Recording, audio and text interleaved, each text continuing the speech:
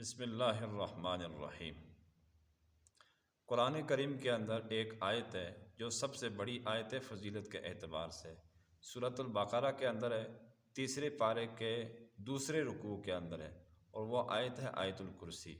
حدیث مبارکہ میں یہ آتا ہے کہ جو بندہ ہر فرض نماز کے بعد آیت الکرسی پڑھے گا، اس کے اور جنت کے درمیان رکاوٹ صرف موت ہے، یعنی جیسے ہی مرے گا اس عمل کے کرتے کرتے تو اللہ تبارک و تعالی موت کے بعد فوراً اس کے لیے جنت کا فیصلہ کر دیں گے۔ یہ آیت مبارکہ فضیلت کے لحاظ سے بہت بڑی آیت ہے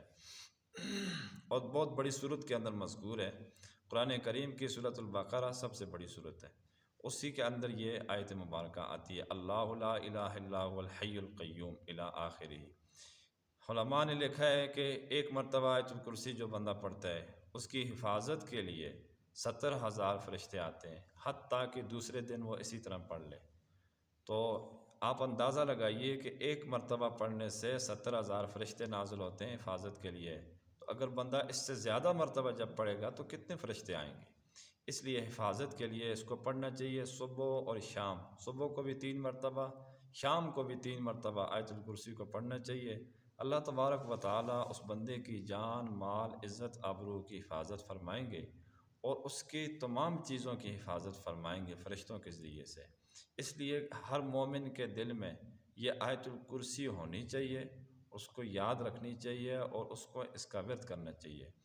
اسی طرح سونے سے پہلے رات کو اس کو 3 مرتبہ پڑھنے سے اللہ تبارک و تعالی نیند کے دوران شیطان کے شر سے، شیطان کے وساوس سے، شیطان کے جو برے خواب ہیں، اللہ تعالی حفاظت فرمائیں گے۔ اس لیے اس کو معمول میں رکھنا چاہیے، مرد بھی اور عورتیں بھی اس کو پڑھیں، اور جن بچوں کو نظر بد لگ جاتی ہے اور ان کو ضرورت ہوتی ہے تو اس کے اوپر 3 مرتبہ پڑھنا یہ مفید ہے۔ اور کسی بندے کے کام میں کوئی رکاوٹ آ رہی ہو، مثال کے طور پر کسی کو چھٹی نہیں مل رہی، مثال کے طور پر کسی کو کاروبار نہیں مل رہا، کسی کی تنخواہ کے اندر رکاوٹ پیش آ رہی ہے، تو وہ 2 رکعت نماز نفل پڑھے، بشرطے کہ نماز پڑھنی اس وقت میں جائز و مکروہ وقت نہ ہو۔ تو اس کے بعد 3 مرتبہ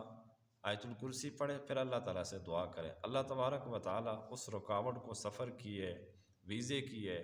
یا کسی اور چیز کی رکاوٹ ہے، چھوٹی موٹی جس طرح کی بھی رکاوٹ ہے، اللہ اس کی برکت سے